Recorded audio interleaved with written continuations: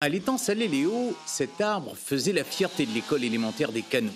Alexandre, aujourd'hui âgé de 40 ans, se souvient l'avoir côtoyé lorsqu'il était écolier, lui et ses enfants après lui. Tous ont connu ce banyan, déraciné par Garance. Il fait un petit peu chaud au cœur parce que moi, j'ai un garçon aussi, il vient à l'école là, et moi, vu ça grandir devant moi, ça a à peu près 55 ans, même 70 ans même. Et les dommages, quoi. Les dommages pour l'école de Pierre Cadier, quoi. Des arbres, des branches, des feuilles, à l'étang Salé, pas un quartier n'a été épargné par le vent, avec pour conséquence une augmentation significative du volume de déchets verts.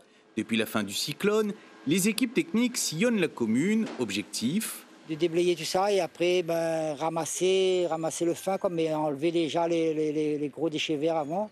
Après revenir pour faire la finition, quoi. Et on a un camion de collecte et plus les agriculteurs qui nous donnent un coup de main aussi au niveau de chez Ravine-Chenon là. Et il y a beaucoup de déchets verts, quoi.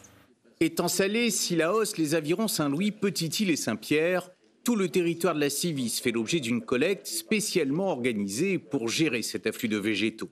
C'est quand même 30 camions sur le terrain, sur les 6 communes. Et malheureusement, nous avons dépassé déjà le tonnage permis.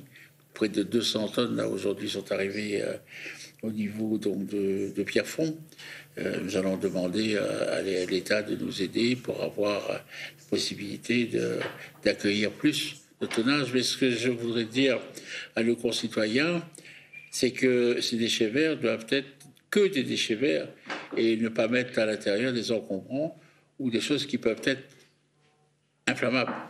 Il y a malheureusement encore trop de sachets en plastique mélangés aux déchets verts, d'où la mise en place d'un tri minutieux pour diminuer le risque d'incendie.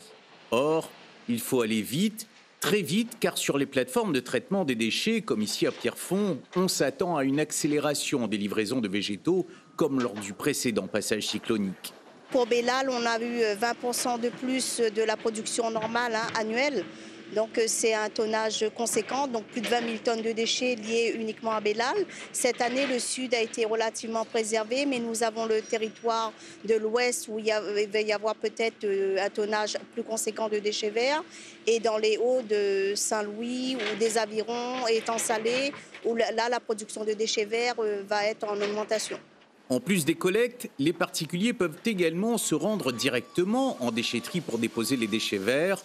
En revanche, pour éviter les encombrements des plateformes, il est demandé aux administrés de veiller à bien respecter le calendrier en matière de collecte de bacs et d'encombrants.